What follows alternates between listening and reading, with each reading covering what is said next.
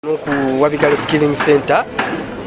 ono ye guild president waffe ava mu shoemaking na mu leather design I think so ebintu byonna bikwatagana leather abaana wano bali upgraded mu kaseera katono nnyaka katwala ndowooza giringa emyezi ndowooza ngo beebiri kitundu abaana batandise dde okulaga ki kye balinawo kuba omwana okubanga akoledde ddala engatta eri bweti just in 2 months wallahi olabidde kiri great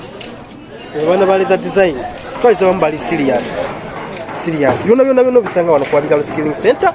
babira ddala buli mwana akoledde ddala ekitunga soko tulinga teno mazima ddala subira mu sente mmeka eddiba liri eggumu lyolabira ddala lukwatusole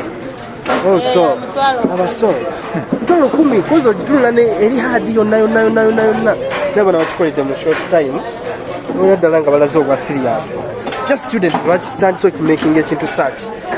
so bino bisanga wano ku Wabigal Skilling Center bino abaana baffe aba Wabigal Skilling Center mu section ya leather design kirungi nnyo bannaye tunulire engatta eyo zonna bazikoze eza ready and gentlemen zonna bazikoledde ddala mwebale nnyo mwebalire ddala kati mbadde njagala okwatira ku ngatta eno tubuuzeemu so engatta eno tunulira oyise mu process ki ogikola ki process ki oli gyayitamu ng'akola engatta eno era oyise mu process ki ekolebwa engatta eno oba oyagala gikola onosooka n'okola ki weetaagisa ebintu ongezaako ddoboozi kati nnyo mukwano weetaagisa ebintu ogenda kuddako wano weetaaga amaliba weetaaga kino kye bayita rivet kano ka rivet okay weetaaga janguddeko wano gundi background ebeere nga aba students weetaaga ne gam kati eno engato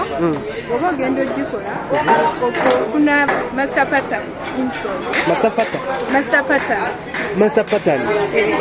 ya insoles n'ogiteeka ku bibalyo kibanga kyuma kibanga kiki ekyo Sorry, a small bit, madam. Yeah, so baita master pattern.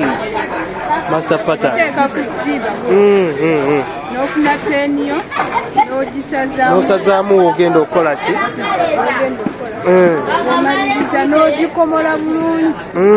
Omaliriza ogikomola. N'ofuna kaata. Yes, kata yonji manyi naye okomola using what are you using when you are waliyo makansi gyokomoza wano n'ofuna 6-way punch n'osooka okuba nakatu kyekyo ekintu ekiringa punching machine n'okuba wano obutubuzi